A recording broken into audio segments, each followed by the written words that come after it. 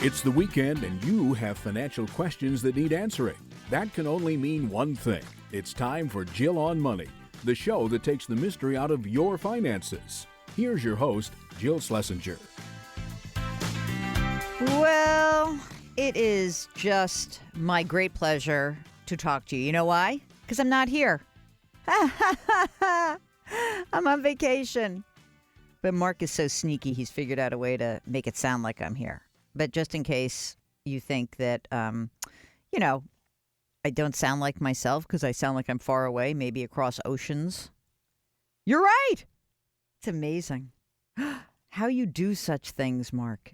Truly, I'm giving away the secrets, right? I'm not telling you where I am. Everyone can guess where I am. It's across at least one ocean. How about that? That's about enough for you. Okay. All right. This is the program that takes the mystery out of your financial life. And we take the mystery out of your financial life by you contacting us. You can send us an email, ask Jill at jillonmoney.com, or you can just go to the website, jillonmoney.com, and we have a contact us little bug there, so you can do that. Right now, we are starting the program off with Neil from Oregon. Did I say it right, Neil? You got it. Darn it, I'm good. All right, Neil, what's going on? How can we help you out?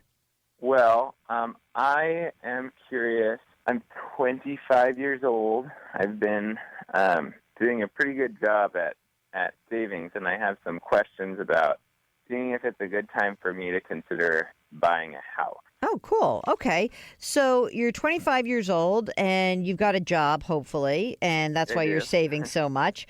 How much have you saved so far? Tell me about your non-retirement as well as your retirement. I think in total, retirement-wise, I have about 50 or 60,000. Great. And then non-retirement is whatever else adds up to just under 100,000. Okay, so 40 to 50-ish. Okay. Yeah.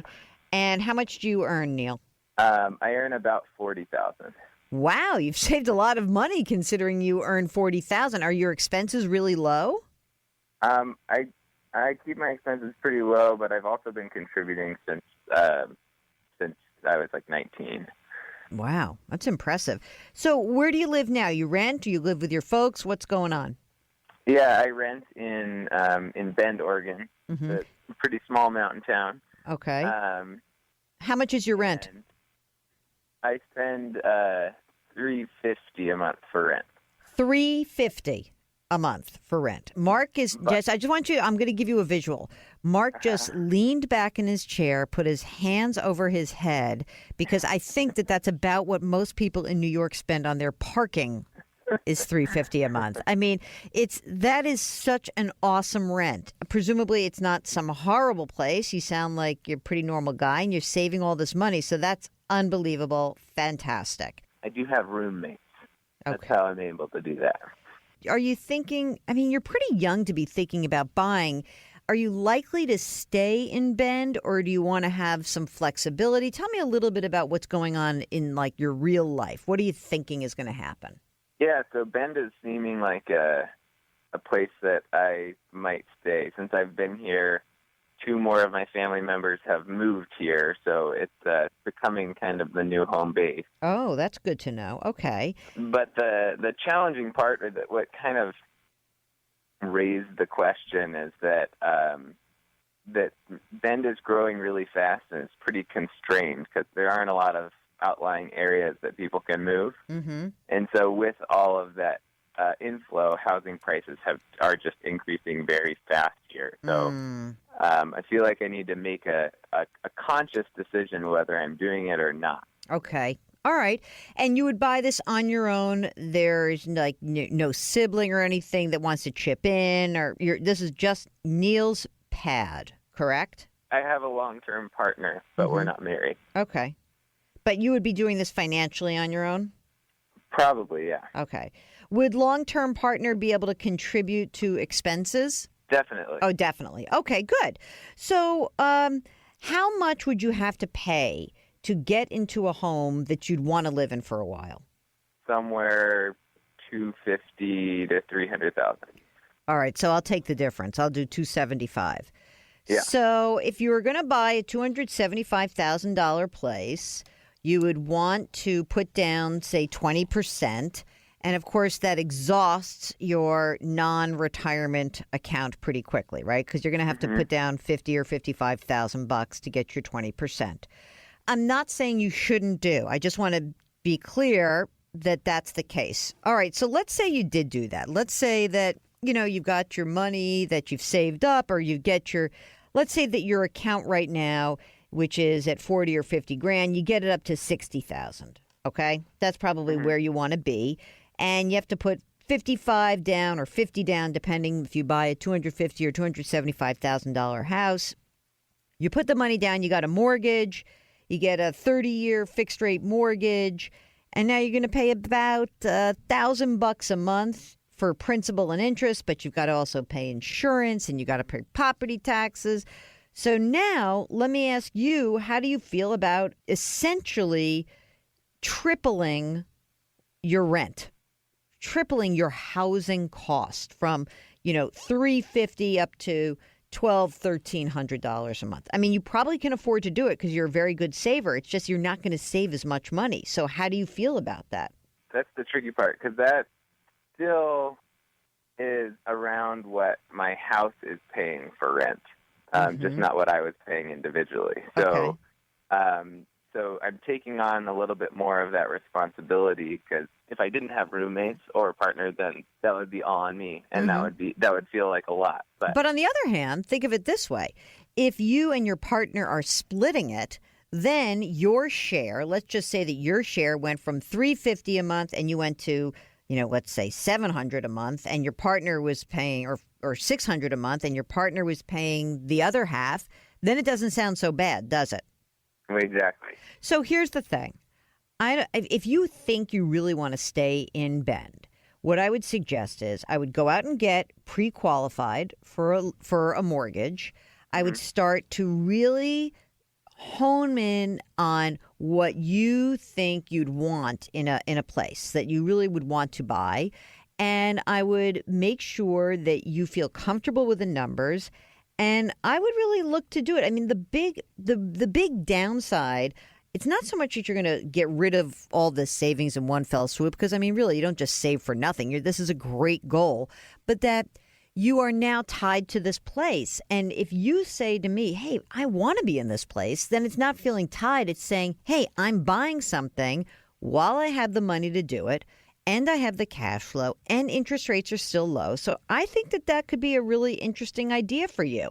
And if, again, you have a partner who's going to split the expenses, it works. And hopefully, as you make more money, you're going to be able to replenish your savings. But I think that you're asking the right questions. So start running the numbers and really get serious about it. Go get pre-qualified and see what you can find. Maybe you'll find something fantastic for $240, and you're not going to have to burn through all of your savings. All right. If you have a financial question like Neil, you can give us a holler. It's very easy. Ask Jill at JillOnMoney.com. And don't forget to go to the website, JillOnMoney.com. You can subscribe to our newsletter. It's very fun. And Mark is picking good stuff out for it. Jill on Money. Back to your questions when we return.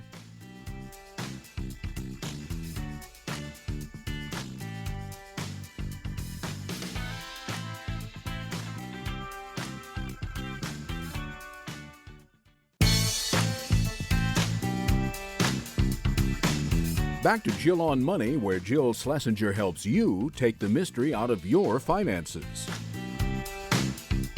You're back with Jill on Money, the program that takes the mystery out of your financial life. You know, Mark, I feel like we have just about 2 months to field lots of questions, because I feel like kind of end of April, May, June, that's when everyone, maybe 2.5 months, everybody gets really like hyper-focused about their financial life. Then they're like, nah, I'm done for the summer.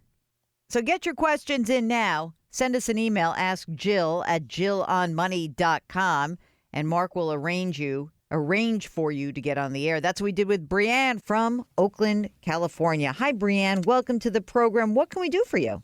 Hi, Jill. Thanks so much for having me. Sure. Last week I was up visiting my parents in Oregon, and I've been bothering them for the last 13 years to get a will done, so they finally got that done. But their financial picture was made a little bit more clear to me while I was talking to them about that. And so I have some concerns about where they're at financially. How old are they? My dad is 61, and he just retired last year.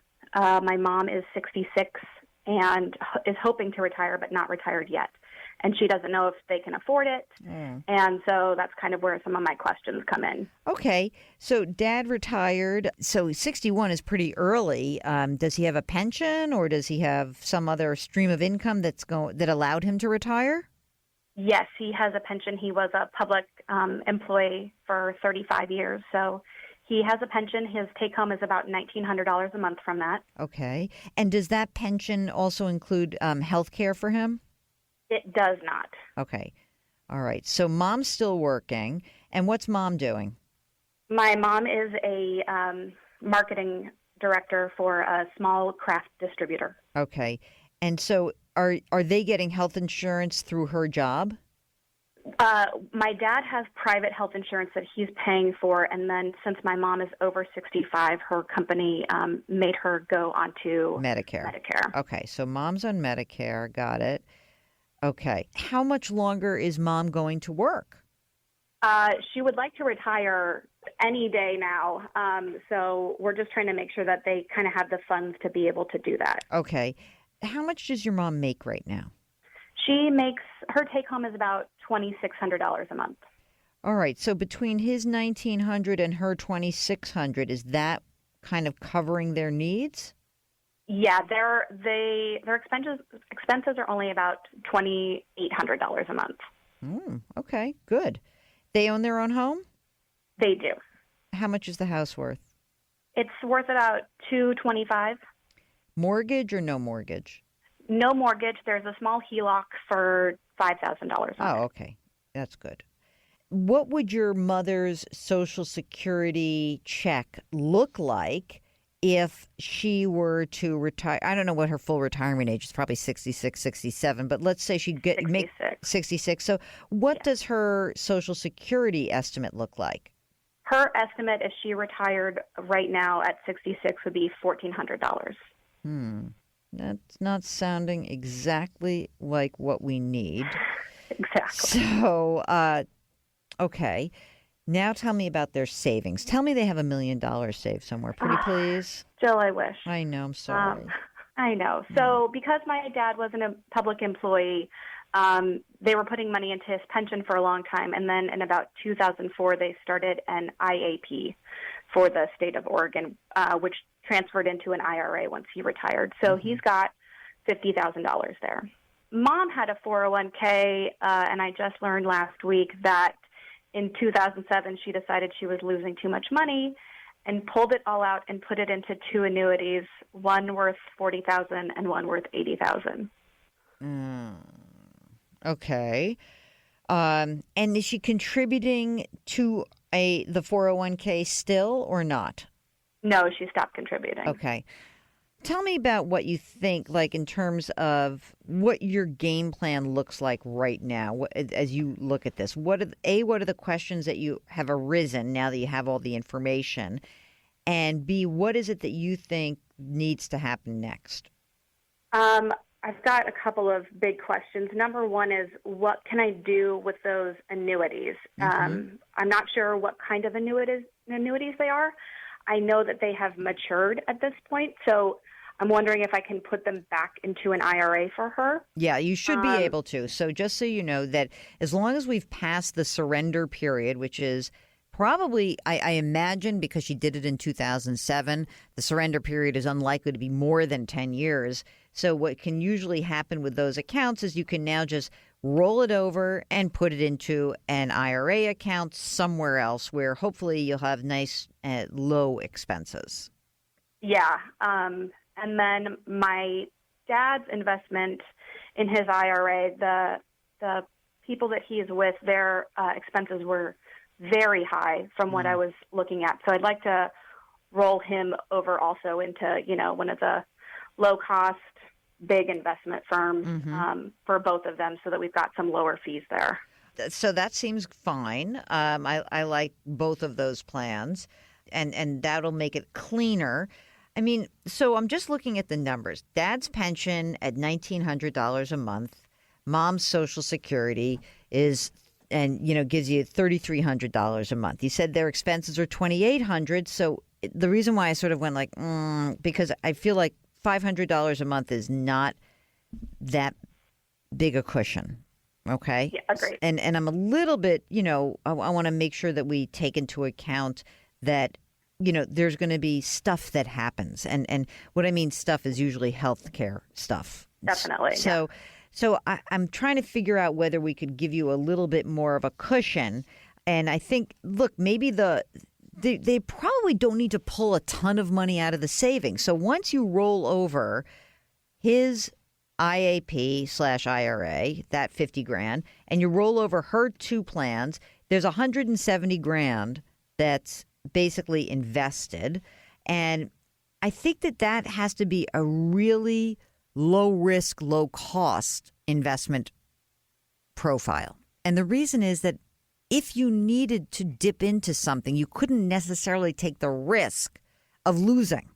So in a weird way, Mom may have been right, not to do it 10 years ago, but that they cannot absorb losses because there's not a lot of squish here.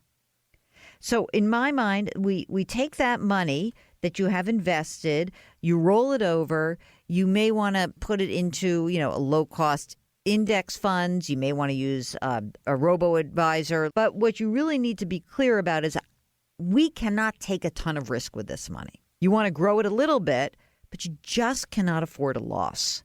That is the key here, because this 170, that's it for them.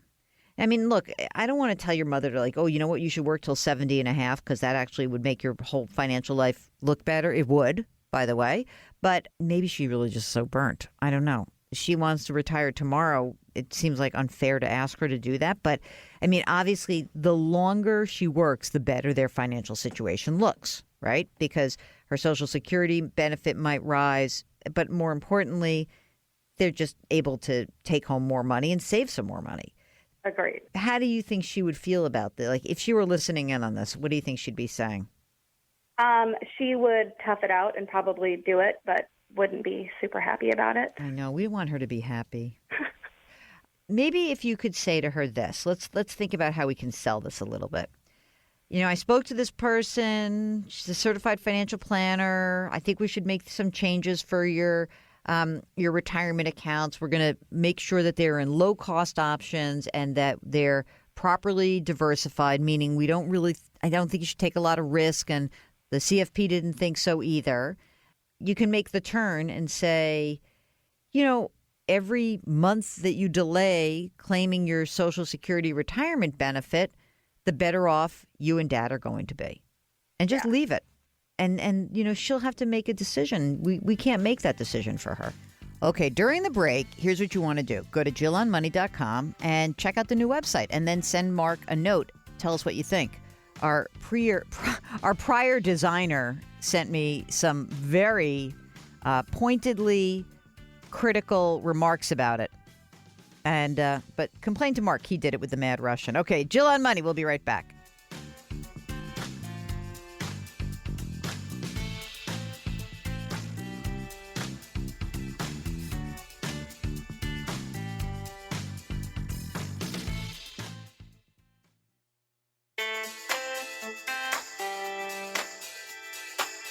Back to Jill on Money with Jill Schlesinger. Have a question? Call or email anytime, 855-411-JILL, or ask Jill at JillOnMoney.com.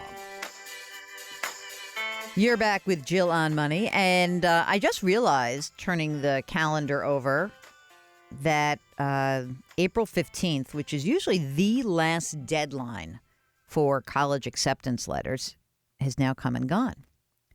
And I wonder if some of you might have some critical choices to make about where your kids are going to attend school, or where your kids, if you're listening, are attending school. And I cannot emphasize enough how important it is to make sure that you compare apples to apples with these financial aid offers. Remember Kelly Peeler, that guest we had, her company Next Gen Vest, where they have the money mentors for high school and college students. They are very focused on making sure you understand what is the difference between a grant, a loan, financial aid packages, use different terminology. So you might want to go check out Next Gen Vest. Okay? Let's go take a call. It's Samantha on the line from North Carolina. Hi, Jill. Well, I am a graduate student, and I'm at Duke University, and I came right from undergrad, just trying to get my schooling kind of over with, and came out of undergrad without any debt. I played soccer and was on a scholarship, and so I didn't build up any school loans from my undergraduate, but obviously not working, I wasn't able to pay for my graduate school out of pocket. So I have about a 50% scholarship for my tuition for graduate school. I'm going to be graduating in May and looking for the best way to start paying that off. So when I get a little bit of extra money, and I'd also like to know what accounts I need to start setting up for my retirement and just sort of get me on the right path preparing for graduation. First of all, congratulations. That's number one, which is like you graduated without debt, which is pretty awesome. Second of all, I was a soccer player in college as well, but I didn't go to a program quite as good as Duke. I want to know what position you played. I didn't play soccer at Duke. I played at Appalachian State, and I'm in grad school now. Oh, I got you. Okay. What position did you play in soccer at Appalachian State? Forward. Really? A wing? Yeah. Or wing, yes. Left wing. Left Not wing. That many women's soccer players have a solid left foot, so you can go to your left, as we like to say. Fantastic. Yes. So now you're at Duke. You're a grad student. What are you studying? Environmental management. Mm-hmm. I'm looking to be involved in renewable energy finance projects. Cool. It's a one-year program? 2 years. 2 so years. I just finished my first year. Okay. When you graduate, how much debt will you graduate with total? About $35,000.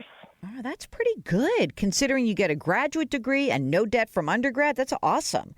And are those federal student loans that you've taken out? Yes. Okay, good. And when you get out of school, I mean, I'm sure you know this already, but what do those jobs pay generally that you'll be looking at?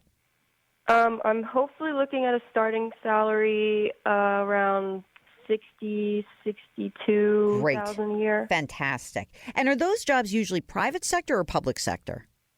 Private sector is what Okay. I'm looking at. Got it. Definitely. Okay. So first of all, you did something that's really fantastic, which is you will be graduating with debt that is less, significantly less than your starting salary. So that already puts you ahead of the game. You know, obviously the $35,000, there's a couple of ways to think about it. One is, hey, you know what? I'll just pay it off however long it takes me. That will be that.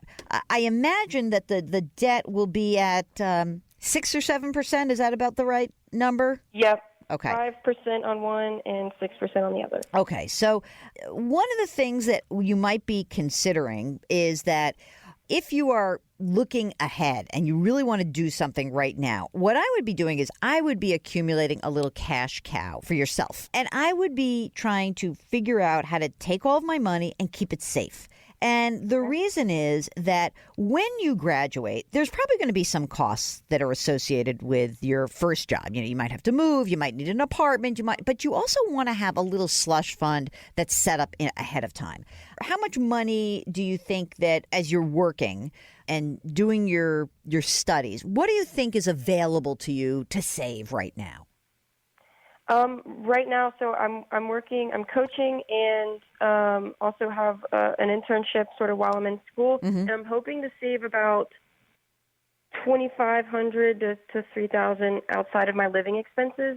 Great. Between now and graduation. Okay, so I think what you should do is be very boring. I think you should keep that in a very boring credit union, online bank, something simple. You're going to earn like no interest. I mean, you'll get something, a little bit, whatever.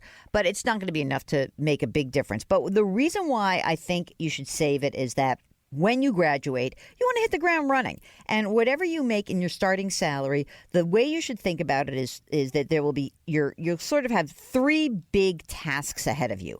One is you're going to want to pay down that student loan debt as quickly as possible because it's a 5 or 6% loan. So whatever the minimum payment is, maybe you'll make a little extra payment towards that. The second thing is whatever retirement plan is available to you through work, you're going to want to put in as much as you can to get the match, to get whatever match there is, okay? And the third is you're going to want to have an emergency reserve fund. You're going to have that emergency reserve fund started. That $2,500 or $3,000, that's the beginning of your emergency reserve fund. So the way to think about, like, how do I approach my expenses when I graduate is to think that with those three things, you kind of factor in that you only have, whatever your costs are, your expenses are, you'll track that. You'll say, okay, let's just pretend that you have, let's say you have $600 that's left over every month that you can do something with. After you max out your retirement account, and then you're going to put half of it, you're going to make an extra $300 payment to your student loan, and the other $300 is going to go in your emergency reserve fund because you're going to want to slowly build that up. And what you really are trying to do is just get out of that debt as quickly as possible. It will happen faster than you think because you're making good money. And once that's done, then you're going to take whatever money was going towards the debt, you're going to use that money and increase your retirement plan contributions. So that by the time you're in your late 20s, you'll probably be putting away 15% into your retirement account, and you will be well ahead of the game, Samantha. Okay, we'll be back to your questions in just a second. We're going to head to a quick break. While we're on break, maybe you should subscribe to our podcast, Better Off. You can get it on Apple, Stitcher, Google Play, or our website, JillOnMoney.com. We'll be right back.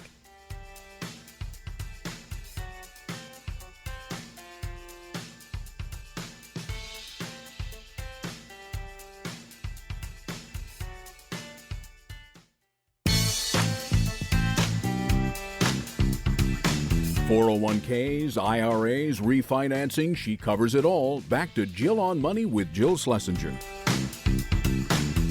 You're back with Jill on Money. If you've got a financial question, we'd love to hear from you.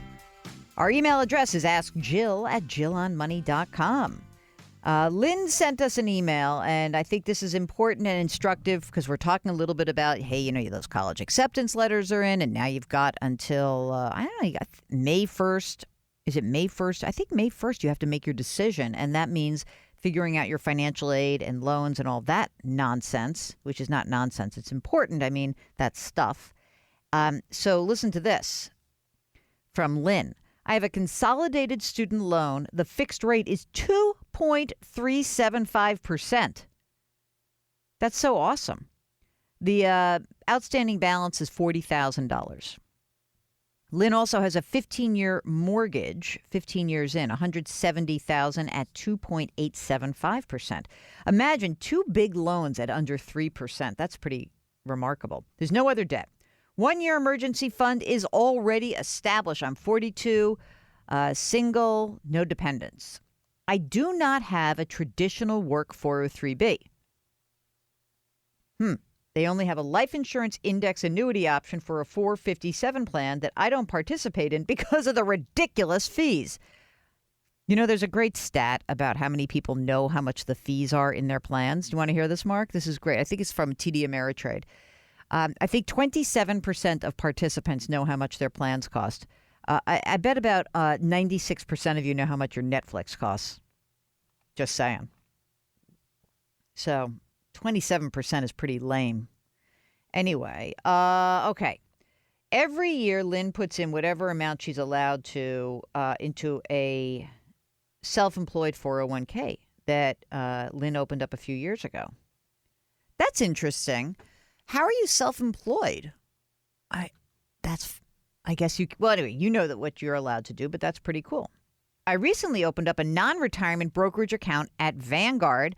I contribute $2,000 a month to a couple of index funds. Even though it's non-retirement account, I'm treating it as part of my retirement portfolio. I don't have much other in my retirement account. It's about $300,000. My question is this. Should I stop contributing to the non-retirement Vanguard brokerage account and use that money to pay the extra student loan account or mortgage account instead? or keep paying minimums on these loans. Thank you. I love your shows, and I appreciate any guidance. Well, I think it's awfully hard to make a case to pay down loans that are less than 3%, with one exception. You may want to think about it as this. Maybe you would say, hey, that's kind of like a fixed account. Like if you were going to make a bond investment, then or a boring low sort of a short to intermediate term bond fund, maybe you would compare it to that. But I think not. I still think that you didn't tell me how much you earn, but maybe in addition to doing the Vanguard brokerage account, that you would also do, if you can, a Roth IRA, right? If you can contribute and you're underneath, what's the limit this year, Mark? 135 for singles, I think. I think 135 grand for singles. Let me look that up. And otherwise, maybe what you would do is a backdoor Roth. That could work. 135, yeah. I can remember a few things every now and again. So if you remember how the backdoor Roth works, you make a contribution into a non-deductible IRA account, and then you immediately convert it into a Roth IRA. So I think you could do that as well. I think just keep saving like crazy. I'm just not convinced you should be paying off these loans. I think that you're in good shape, and you don't need to, and you're young. If you make a boatload of money, then you can let me know if that's something different. All right? Or if you got some other options. For a lot of people, this concept of knowing how much your plans actually cost is a pretty good way of starting the process of grabbing control of your financial life. You guys know, it's funny. I got a call from a friend of mine who asked me about whether or not he should just manage his own money with index funds because his current investment advisor, while he likes them very much, he's like, I don't know. They spend a ton of time like worrying about what funds to put me in. Who cares? Like, isn't it really just all the same? Yeah, it kind of is all the same. And you know what? I used to be the kind of person who thought, oh, I'm so much smarter and, you need my money management skills. I've come to believe in this age of just huge information flow that the value add of working with an advisor is all about the advice, not the asset management. It's easy to get caught up in the asset stuff, but it is really more important that not the investment management per se. I mean, yes, you want someone who's going to keep you out of trouble, but that you are getting advice that's going to substantively change your financial life. And, look, I work with the CFP board. You guys know that. I'm the senior CFP board ambassador. And that position has put me in touch with so many wonderful professionals. And those professionals are always instructive. And I think what's great is to hear about all the different kinds of things they're telling people to do. But they themselves are not saying, oh, it's all about money management. What they're saying is, no, it's about advice, real life. All right? That's why we put that at the forefront. Okay, you're listening to Jill on Money. When we return, we'll do some more questions. If you've got something that you want to talk to us about, just send us an email. Ask Jill at JillOnMoney.com. We'll be right back.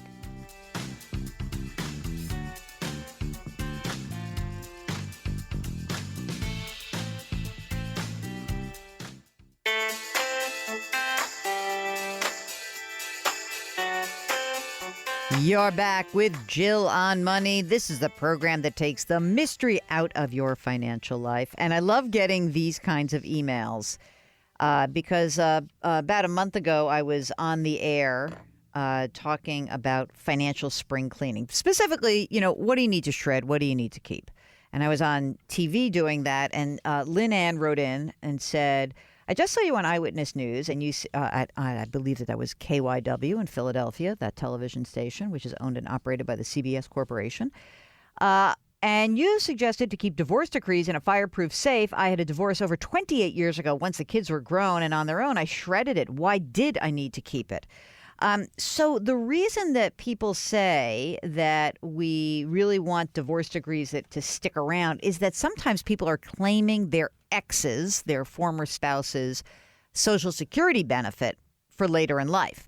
But honestly, you're right. I mean, if you've got your own Social Security benefit all set and the divorce is so old and the kids are grown, you probably were fine shredding it. But for other things, I just want to make sure you guys all realize that you should be keeping birth and death certificates, Social Security cards, marriage licenses, of course, estate documents.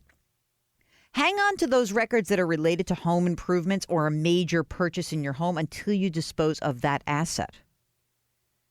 You know, it's like, Mark, all that improvement you did to the apartment, got to keep records of it. And I'm not saying you have to have the physical receipts. Maybe you should scan them and keep them on a thumb drive somewhere. I don't know. I, of course, keep the paper. But I do love my shredder. You have PDFs of everything. That's very good. But where do you keep it? On the cloud? How do you secure that? I'd hate to be. Oh, very brilliant. I want you to do that for me. I'm whining now. I don't want to give away all of Mark's secrets. Anyway, tax returns. Don't forget, you got to keep the return and the documents supporting those returns for 7 years. The IRS has up to 7 years to audit. Your taxable and investment bank accounts, those stuff, you can shred those monthly. Credit card bills after 45 days, unless you need it for tax purposes. So, hey, thanks, Lynn Ann. So, there you go.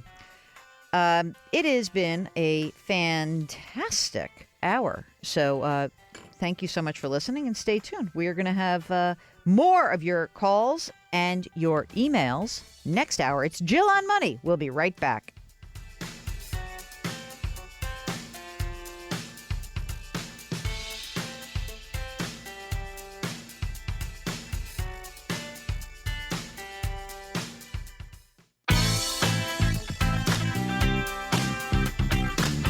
It's the weekend, and that can only mean one thing. You're listening to Jill on Money, the show that takes the mystery out of your finances.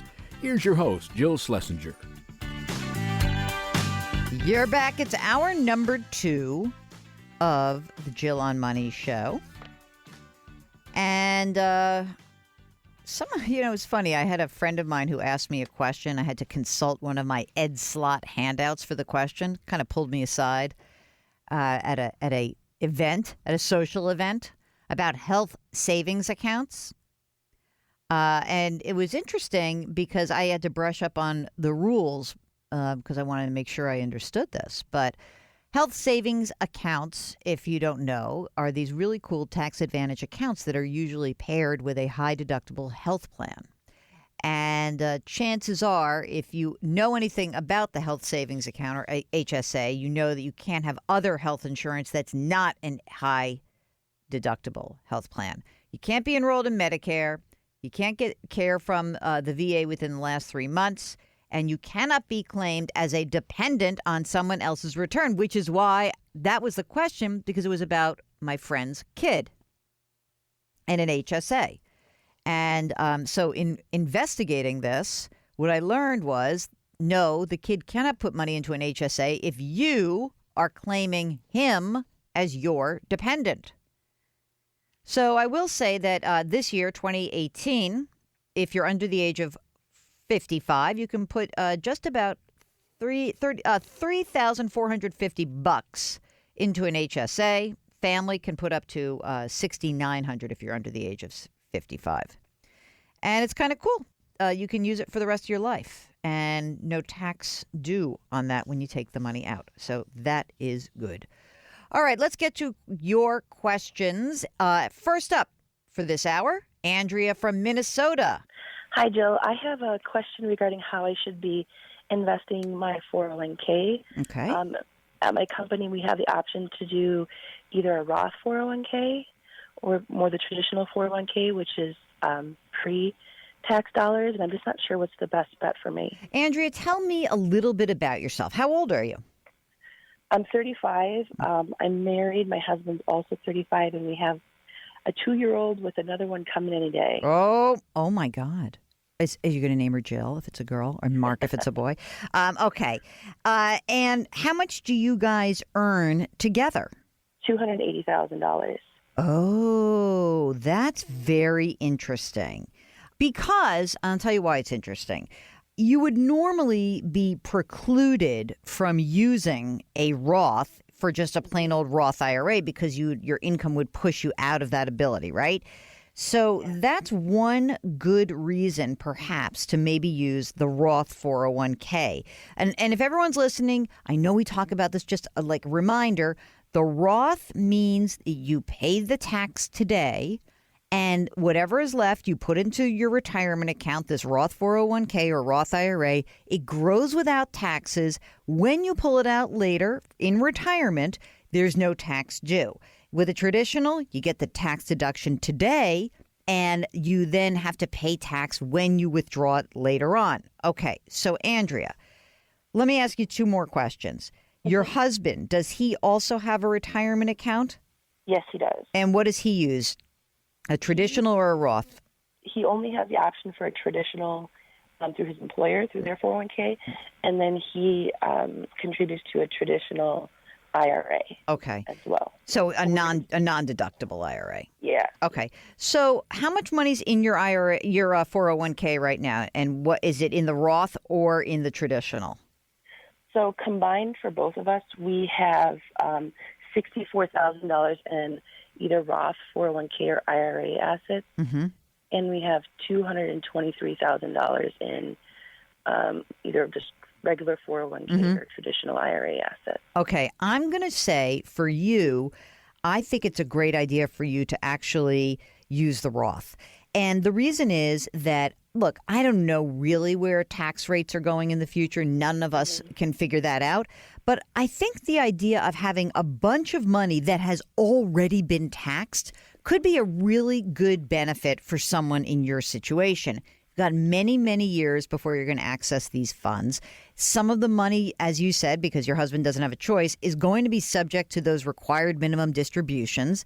But it would be nice for you to have a bunch of money that's not going to be subject to those required minimum distributions. So I'm going to vote for the Roth, at least for right now. And tell me, are you guys both maxing out these accounts? I am. He isn't. Why not? I thought there was going to be a big reason, like he isn't because. More so, childcare and healthcare is expensive, but we do save quite a bit to just regular savings. And I'm not sure if we should be transitioning from our regular savings into more retirement. Well, let me ask you this. How much money do you have in that emergency reserve fund, in that regular savings? So no, emergency savings, we have $65,000, and then we do have a regular savings with $40,000. Yeah, you're fine. I mean, are you going to use some of that money? You're going to have a baby, so you're going to stop working for a while, or what's the game plan? Yes, I'll take I'll take 3 months off, but I don't think we'll have to dip into that for that.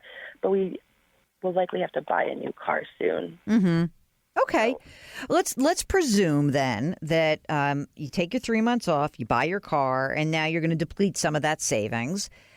I would prefer, as long as your cash flow can absorb it, as long as, the whole daycare fiasco that is, being a parent and juggling all that stuff, as long as your cash flow can absorb it, as long as you've got that emergency reserve fund, tell your husband that you don't need to be saving up so much in regular savings. Just push it into that retirement account. He probably won't even notice it because it does come out pre-tax. It's a little bit, it's helpful in that respect. If once you guys are both maxing out those accounts and you feel comfortable and you're maintaining your emergency reserve fund, if you want to then save for college, then you would use a Section 529 plan. I might not do that immediately till you see how your cash flow absorbs the second child.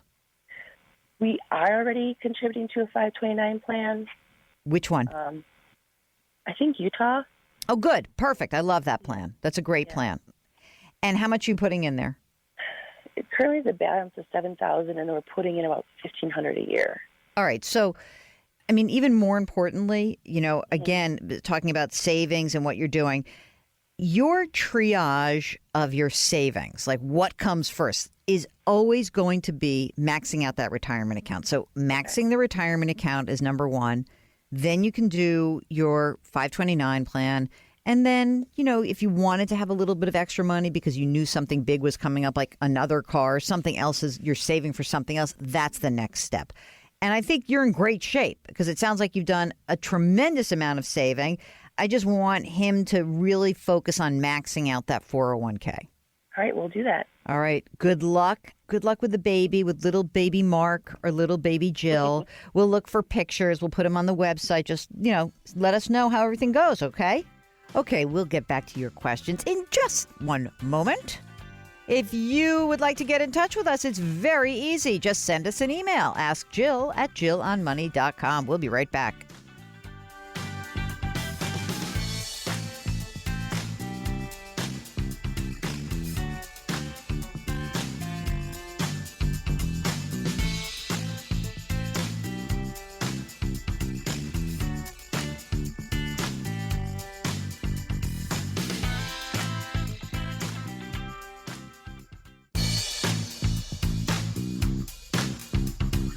Wondering how to make your money work for you? Get on the line now, 855-411-JILL.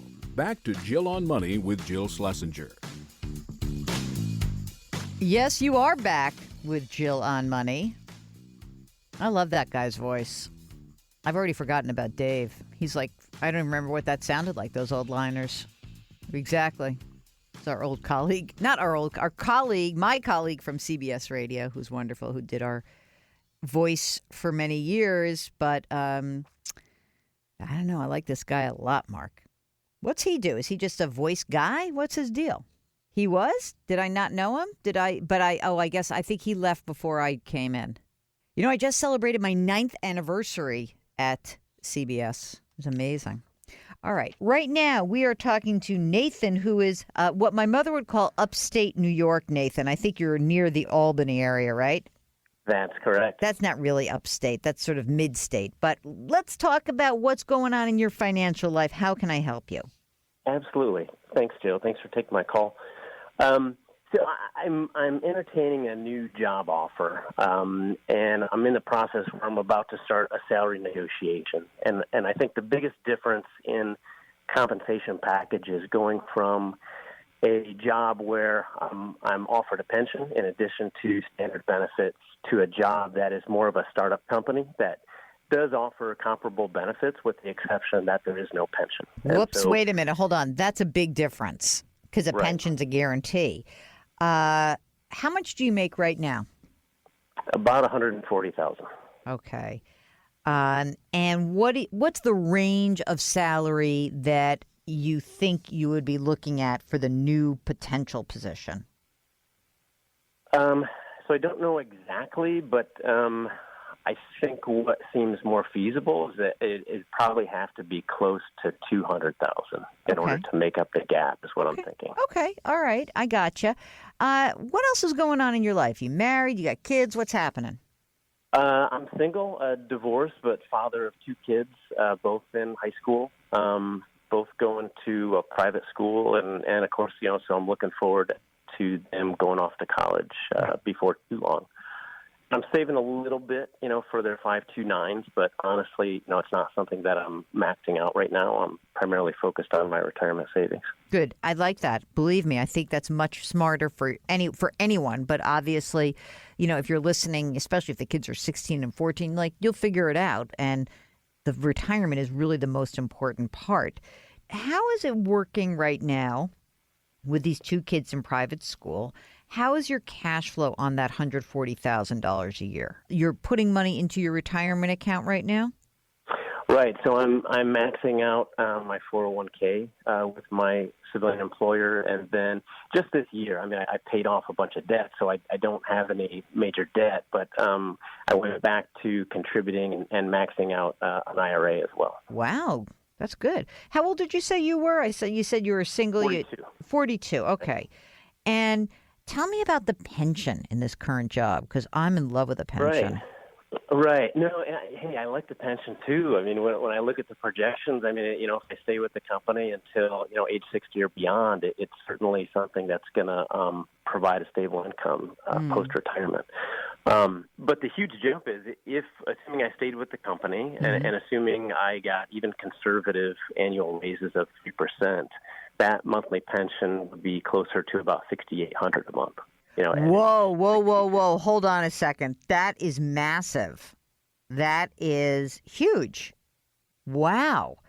Is the company a company that you think is going to stay in business? In other words, sometimes we're worried about pensions because they're like, oh, yeah, I work for, whatever, Toys R Us. They're in Chapter 11. But what about your current company? Well, it's been around a long time, so I mean, I think it's fairly safe to assume it's going to be around for a while. But at the same time, there's also no guarantee, right? So there's been solid companies that have fallen before, and pensions that have gone by the wayside before. But for now, it's safe, and for now, I'm vested. Do you like your job? I do. I like it, but, at least this opportunity provides an interesting career opportunity, for new growth that I don't think I would have if I stayed where I am. This is so hard because, I love a guarantee. $65,000 a year is a big difference, especially because it is a guarantee. Think about this. For me to get you that $65,000, I have to figure out how to accumulate about $2 million or so by the time you get to retirement. And if I were to do that, I presume that would take, I'm looking at a calculator, I'm just trying to do it quickly, about $5,000 a month, every single month, in addition to what you're doing already. I'm just talking about like replicating that pension benefit. So let's go back and say that you're right. You need more than 140, which is what you make now, but you probably need more than 200 because even if you made 200 on that extra 60, you wouldn't clear 60, right? Because you'd need after-tax money. Right. So essentially what I need you to clear is something closer to like $100,000. Oh, this is getting hard, right? Or more. Yeah. Because you live in that nice high-tax state of New York. Now, okay, but I also don't want to go crazy here. Okay, so let's say that, wish list is you make 140 and you say to the new guys, I have a huge pension. Can you pay me $250 a year and then we're good? And they're like laughing at you. Right. Okay. Right. But that said, that doesn't mean you shouldn't take the job. Because if you think this provides a great opportunity, you may get to that higher income level and you may not need to. Maybe all the money you have right now that's in savings, whether in your 401k, in your IRA, this pension benefit, maybe you don't need to have that extra money. It's nice to have it, but maybe you don't need to accumulate all that much. So tell me about other stuff in your financial life. In your 401k, how much have you saved? It's about $150 right now. Okay. And you're obviously going to be cranking on that because you're maxing out now. And your IRA, how much is in there? It's only about $30,000. Okay. And is there any other money that you have invested right now? I do. So I have a thrift savings plan. I retired recently from the Air Force, so I have about $50,000 in that. Okay. I mean, look, you've got a good start here. I hate to tell you not to take a job when you're psyched to do this. Right. Okay? So what I would say is this. You have a great job. You got it. It's sweet. It's amazing. I mean, if they turned around and said to you, we'll pay you $150, that's the best we can do, you will have to make a decision about whether or not you say, okay, this has so much upside possibility. I'm willing to risk the loss of my pension. But if they are going to pay you, north of 200 or closer to 250, and you can be disciplined about saving and you run your numbers, it may be worth it. I hate to tell you to stay in a job where it sounds to me like you like it, you don't love it, and that this job could really get you reinvigorated and more passionate about your future. But I think that you get a sense now of what you're losing. Absolutely. No, that helps. I mean, I didn't really factor into, the taxes on that additional income either, which is obviously going to be huge in that tax bracket, right? Right. We cannot make it go away. I am so sorry about that. But again, look, you might want to check out Betterment has a nice retirement calculator. Why don't you play with some of those numbers and see what it would look like if you were paid $200,000 a year and you kept putting money away. You're 18 in your 401k, you're 5,500, and maybe you say in addition you'd put, let's see, $2,000 a month away. See what that looks like. Maybe you're still going to hit your retirement numbers, and maybe it won't be comparable, but maybe it will be enough, and you'll be excited about what this next position holds. And maybe that would mean that instead of retiring at age 60 or 62, you would work longer because you like it more. So I don't want to throw out the opportunity. I just want you to understand the different variables by which you can judge your decision. Okay, we'll get back to the program in just a minute. We're going to pay some bills. Don't forget to check out all of our fun stuff over at JillOnMoney.com. You can watch, read, listen, contact us, do so much. JillOnMoney.com. We'll be right back.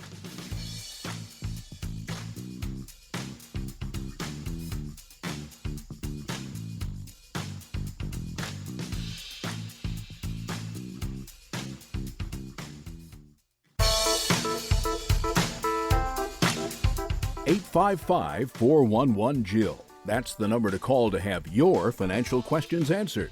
Back to Jill on Money with Jill Schlesinger. You're back with Jill on Money. This is the program that takes the mystery out of your financial life, helps you take control of your financial life. We do it all. If you have a question, why not send us, shoot us, do anything? Contact us, tin cans. Send us an email. That's the most efficient way to get in touch with us. Ask Jill at JillOnMoney.com. Ask Jill at JillOnMoney.com. If we don't respond immediately, it's because Mark's slacking off. No, it's because we have so many emails, and we still have to do that episode. Maybe we'll do like a summer episode of all emails. How many would we have to do many shows? How many emails are there, do you think? Hundreds of emails that are backed up. Ay, ay, ay. Can you group them together maybe and give us themes that I should be covering, and then we can just send them? That takes too much work, doesn't it? All right. I don't want to make more work for you, man. Okay. So if you would like to actually get in touch with us, you can do so. You can also just hop on the website, JillOnMoney.com. We have a contact us tab there, or tab or something, and you can button. I know so little. But anyway, we'd love to hear from you. You guys are the whole glue to the program. You know that. So today, in this segment, we are going to Ruth, who's on the line from Cleveland. Hi, Ruth. Welcome to the show. What can I do for you? Well, I'm excited to be here. I had a question for young investors and how to best use our savings. Okay. Tell me about what's going on. How old are you? What's up? I'm 24. I've been working for 2 years. And I have money going to 2 different retirement accounts and an HSA account, but I found myself with more savings than I really need. I have enough, I have more than a year of emergency funds saved up, and it's mostly saved up to pay off my car. But until I have to pay off my car, I'm using it to build credit history now. I'm wondering what the best use for it is. It's not earning much in a money market account. How much money are you putting into your retirement account? What percentage of your income? 20%. Nice. And you're doing the HSA.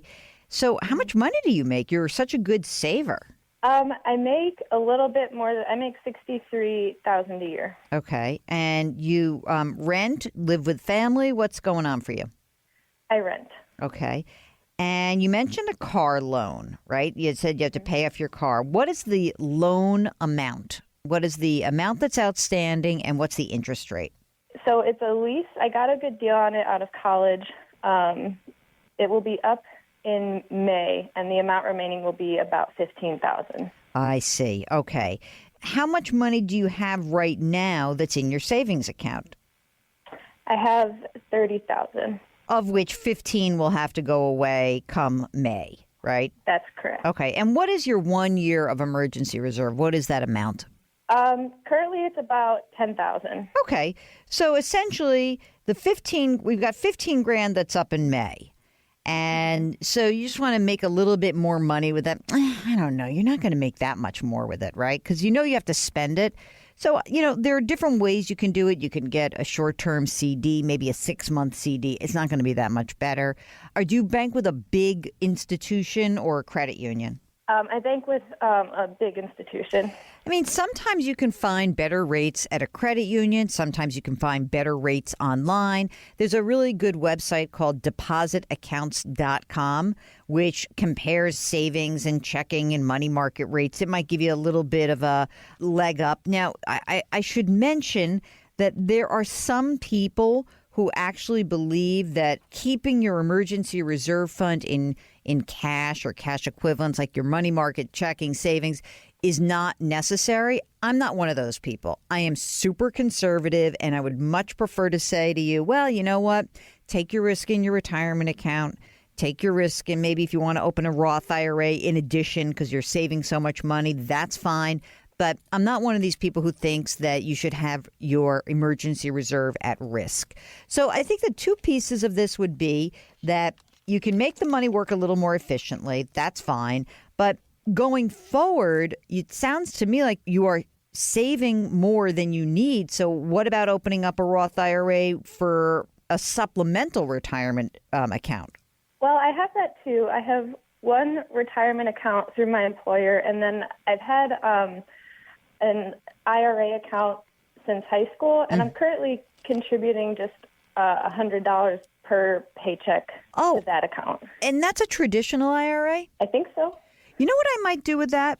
Just because, you have the cash on hand right now. What I would do is, where is that account held, that IRA account? Do you know what firm it's at? It's with Vanguard. What I would do is I would convert that to a Roth IRA.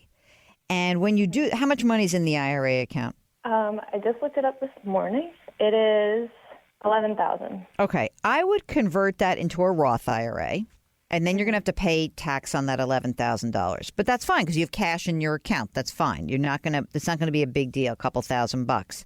Then what I would do is I would start contributing a little bit more than you're doing right now. I mean, I don't know. It's just like you're accumulating cash rather quickly. So, maybe you could put a couple $100 every month into the Roth. And you could put up to $5,500. But I want to make sure that you have enough money to live on. But then I would do that as well. You'd have your 1 year saved. You pay off your car come May. You pay a little extra tax that's going to be due from converting the IRA into a Roth IRA. And then you start putting your surplus money and just get it going automatically into that Vanguard Roth IRA and let it chug along and not worry about it. The more you can get that automated, the better it's going to be for you. Okay, we'll be right back with Jill on Money. During the break, why don't you decide whether your kid's going to go to an expensive college or a cheap one. I choose cheap. Hop onto that website, check out our resource tab, but also, why don't you sign up for our weekly newsletter? You can do that at jillonmoney.com. All right, when we come back, more of your questions. It's Jill on Money. We'll be right back.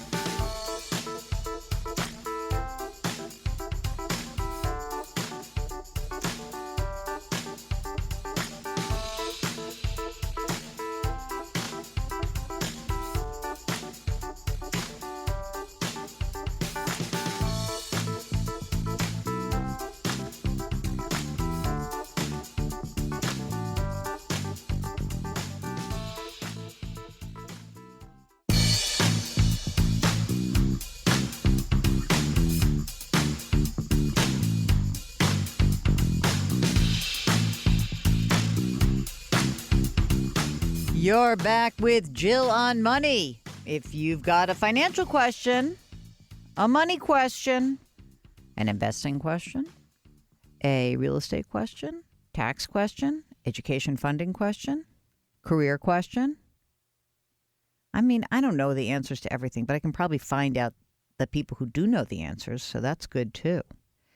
Just send us an email. Ask Jill at JillOnMoney.com. That's what Ryan did.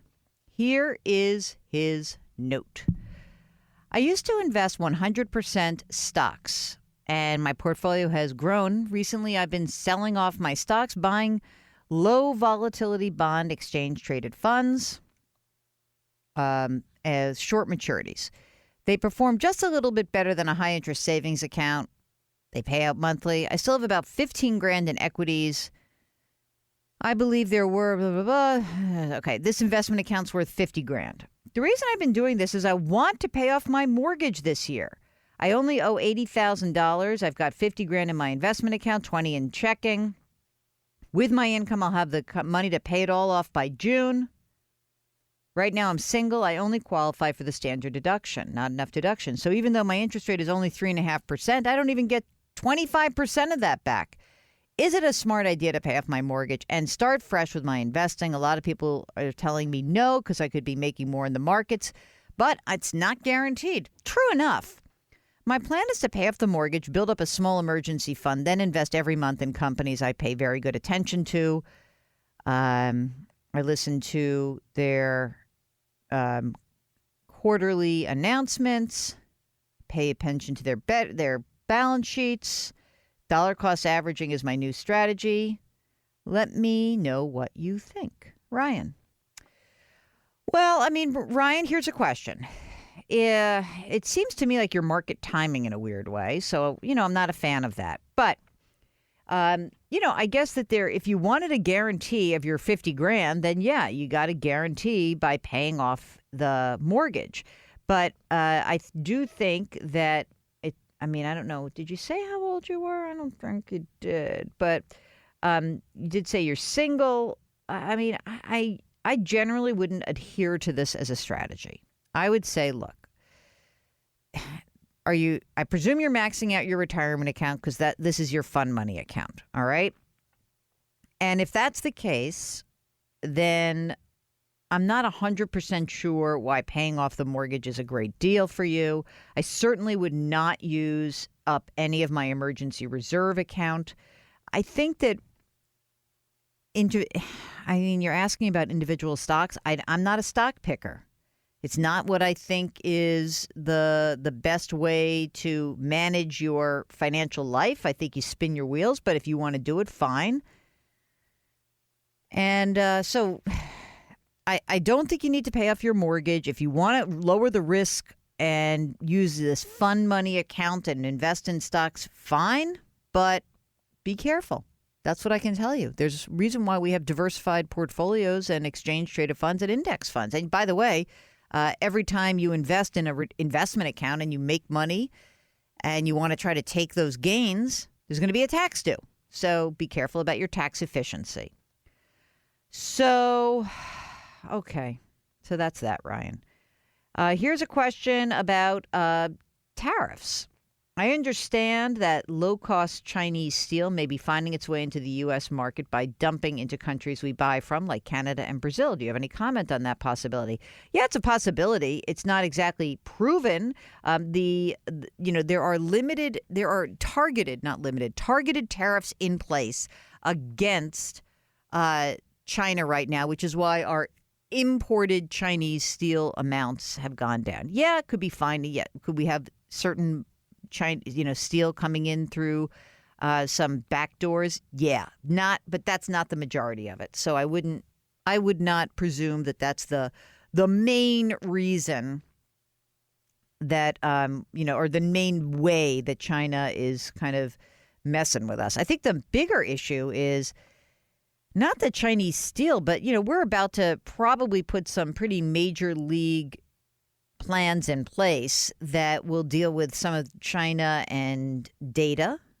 And we do want a level playing field there. And we know that China isn't really fair about stuff that comes into their country with us. So, it would be nice to have like a mature conversation about trade instead of let's escalate this into a tit for tat trade war. That's just my 2 cents, but There it is. Bonnie writes, did the recent tax law make changes for paying estimated taxes? Thank you. The change is that you may or may not owe more or less for the current tax year. Tax expert and IRA expert Ed Slott says, he's a CPA, said your best bet is to if you are making quarterly payments, do withhold, assuming your tax liability will be exactly the same as what you've just paid for the 2017 tax year. And if you make more than $150,000, you would have to assume 110% of what you paid. That's for you, Mark. Big shot. Do you make quarterly estimates? Yeah. How's that feeling? Not a problem. Mark is a happy taxpayer. You're like I am. I worry when I don't have to pay taxes because then I get nervous that I'm not making enough.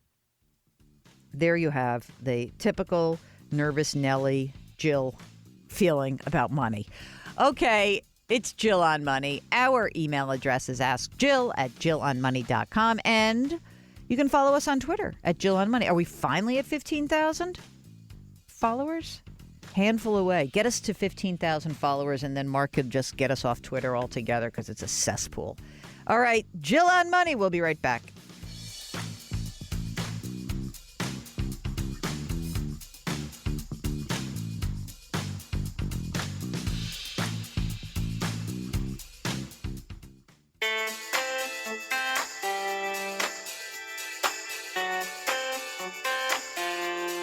You're back with Jill on Money, and before we end the program today, one last email. This is from Betty, who listens to us in Seattle. Betty's 84. She's in good health. She owns a $140,000 home and, a mobile home, and the lot rent is $800 a month. Total income, $1,900 a month. I have inherited $200,000. I'm looking for a safe investment that would generate income. I have $30,000 in savings, $15,000 in a self-directed account with Ameritrade. I have the opportunity to move my hometown to Newport, Rhode Island with a rent of $900 a month, including utilities. What would you advise? I mean, I love Newport. Great chowder at the Black Pearl. It's awesome. Clear chowder, which is a very, in Rhode Island, by the way, Mark, they call it quahog chowder, not clam chowder. But I just want to remind you, Betty, that Washington State, there is no state income tax, and Rhode Island does have a state income tax. So that's, I don't know, that's something to at least keep in mind. For the $200,000, I think that the best bet is to do something really boring, which is to probably, if you want to keep it safe and you want to keep it simple, you can buy a portfolio of laddered CDs. So a 1-year CD is paying about 0.5%, but you can go up to 3% now. Now all of a sudden interest rates are moving higher. So maybe you put some of the money in a 1 year, some in a 2, a 3, a 5, a 6, a 7. And that's it. And you parse it out like that. I don't think that at 84 years old, you really want to take a hit. You've got some stocks already, which is fine. If you wanted to add a little bit of money in the Ameritrade account, maybe I would put, let's say 25 grand and just put that into a stock index fund. But generally speaking, I don't think you're ready to dive in to be an investor with tons of risk. So let's keep that limited. All right. Thank you so much for writing. Let me know if you do make the move to Rhode Island, and I'll tell you where to go. Again, Black Pearl in Rhode Island. Okay, that's it. That's the end of the show. Thank you so much for listening. Anything that you've missed, just hop onto our website, JillOnMoney.com. And if you've got a question throughout the week, we are here to help. Just send us an email, askjill@JillOnMoney.com. We'll see you next week. Thanks so much for listening.